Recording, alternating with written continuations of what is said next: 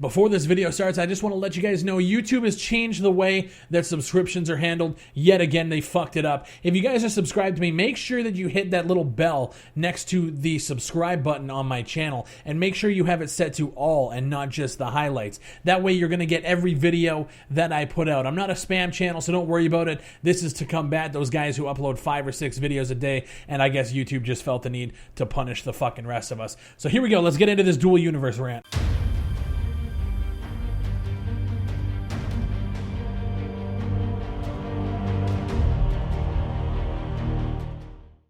What's going on, everybody? Welcome back to the channel. My name is Big Fry, and shout out to the Fry Nation. Guys, I want to talk about this Kickstarter project called Dual Universe. I'm seeing advertisements for it everywhere. People are talking about it. People are buzzing about Dual Universe. And what this is one universe shared by everyone at the same time. Emergent gameplay, fully editable voxel world, and player-made ships. So it's a huge, open world, massive multiplayer exploration game. Hold up. Didn't we just go over this, gaming industry? People are so hyped for this.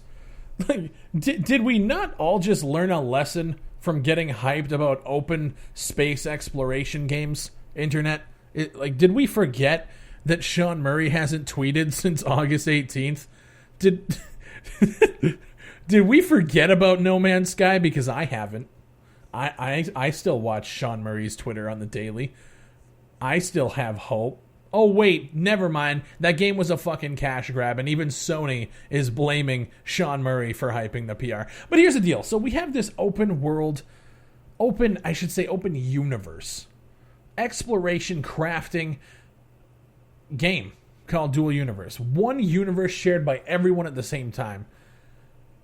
Wow, dude. So you have one centralized and unique persistent universe. And if you guys haven't been able to tell already, I'm very fucking skeptical of this. Some of the stuff they show off in the Kickstarter is just not going to happen. So you go through in Dual Universe, you can, for example, and the keywords are for example, if you wanted to. You can build a giant space station the size of the moon with your friends. You could do that. Chances of that happening? Pretty unlikely. But you could. I could see that being a reality from like a set of people who want to go build it. I could see this. This one is complete bullshit. Create an intergalactic political empire. What the fuck does that even mean? So you're going to bring politics to the table in an open world? Do these guys go on the internet? Like, really? You think that politics are going to be followed? Anyway, gather along with thousands of other players in player-made cities.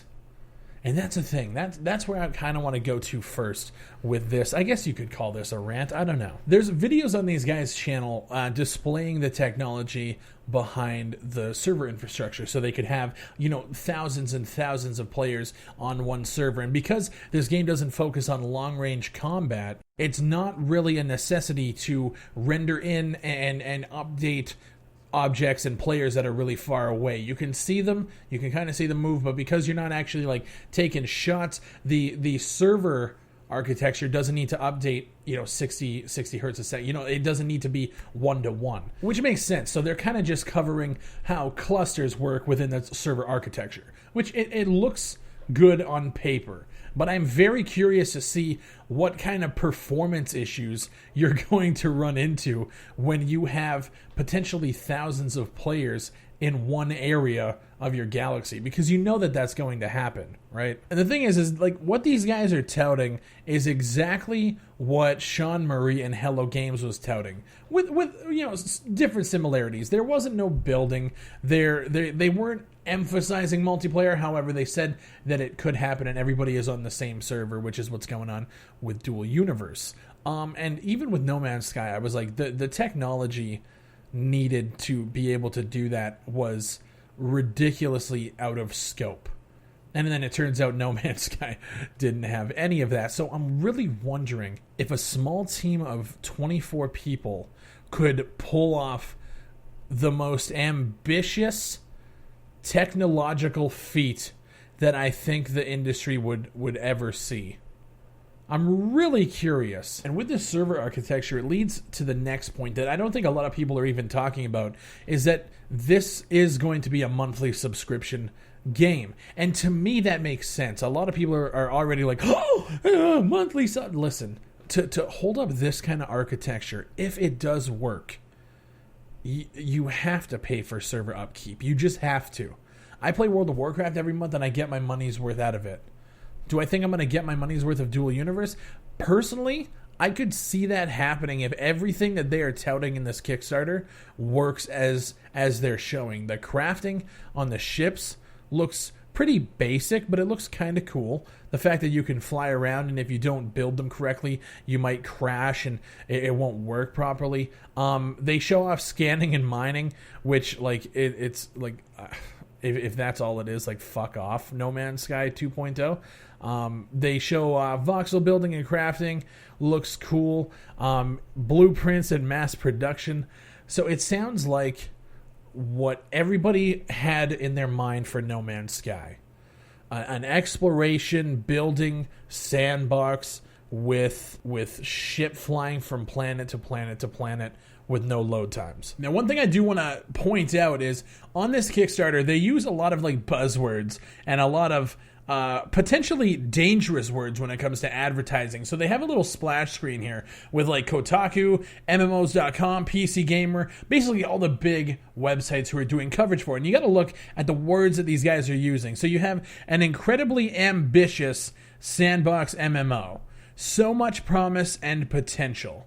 And then the other ones just basically describe what the Kickstarter is, like an MMO take on No Man's Sky, one huge shared game universe. The words that I'm looking for are ambitious and promise and potential. Those three words are very scary things when it comes to Kickstarter projects. Now, this project, watching them build this game, all the videos that they put out, it's honestly like if I was 10 years old, I'd be like, holy fucking shit, this is amazing. However, I'm not 10 years old, and I've grown kind of accustomed to like companies lying and using deceitful buzzwords to try and emphasize their point. And with Kickstarter, this is very risky business because this is probably the most ambitious thing that I have ever fucking seen. I said that with No Man's Sky when No Man's Sky was being touted as this single server, huge, expansive 18 quintillion. That was the most ambitious thing that I've ever seen. And then it turns out that the optimism was like really misplaced with a lot of the community because it wasn't that. It wasn't what people thought. This is literally telling you exactly what people were thinking No Man's Sky was. A huge infinite universe that you can build, craft, PvP, and play with your friends on.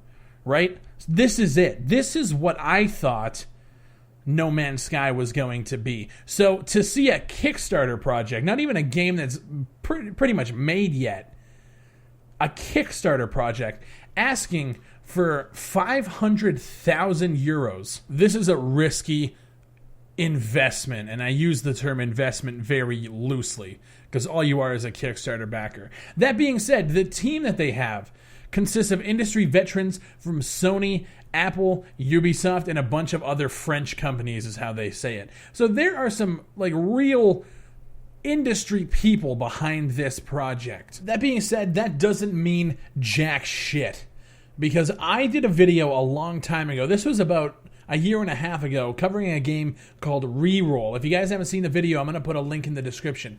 This was the most ambitious thing that I had ever seen. They wanted to map the entire planet Earth and make it into like a top-down RPG where you could literally go anywhere on the planet. And I was like, holy shit, this is ambitious as shit. They had two guys who worked on Assassin's Creed, basically old Ubisoft vets, which is kind of what we're touting here. They crowdfunded, they got a bunch of money, and then turned around and canceled the project and said, fuck you, and nobody got anything. I'm not saying that that's what's going to happen here. Again, I'm not saying that at all. I'm just saying there are risks involved with following projects and getting involved with projects that are so out of scope. And personally, myself, I think this is an out-of-scope project that I just want you guys to be careful with where you're spending your money. Now, my recommendation is if you guys are going to support this project, you like what you see, you disagree with my skepticism, you're all in. My recommendation is going for the absolute cheapest tier to get you a copy of the game. Now, I used to be about getting into alphas and getting into betas and spending the higher amounts to get into that shit. And then I realized that most Kickstarters fail. And the alpha and the beta experience might not be what you're actually expecting when you get into something like this. So if you want to support it for the least amount of risk possible and get yourself a copy of the game, there is what they call an Iron Founder pack for 15 euros. And I think that maybe for me, just to see where this goes, I might go into that. But the skepticism is really real right now, because I just don't believe that they could pull off the server tech as well as keep performance like top notch. There has to be give somewhere. Or if they can do both of those things, the gameplay is going to be severely lacking. I just don't think you can pull off what you're saying. I really just don't. I want to know what you guys think down below. Use the keyword Dual Universe. That lets me know you guys made it to the end of the video. Now, up in the top right of this video, you're going to see a little pop out, and it's a poll. I want you guys to vote. Do you think that these guys can pull off what they say they can pull off in this Kickstarter project? I'm really curious to get the crowd reaction. I want to see if you guys buy into what Nova Quark is saying. Now, there's 20 days left on this Kickstarter at the time of recording. They have 341,766 euros. Now, they're looking for a goal of 500,000. I don't know if they're going to do it. They have 20 days. I think with a huge push, I think they could pull this off. But that being said, I really just want to see the future of this before I even make a decision. The game is still too early to see if this can even be feasible in the future. But anyway, I want to know what you guys think. Leave the comment and the keyword down below. Shout out to the Fry Nation. Thank you guys for watching, and I'll see you on the next one.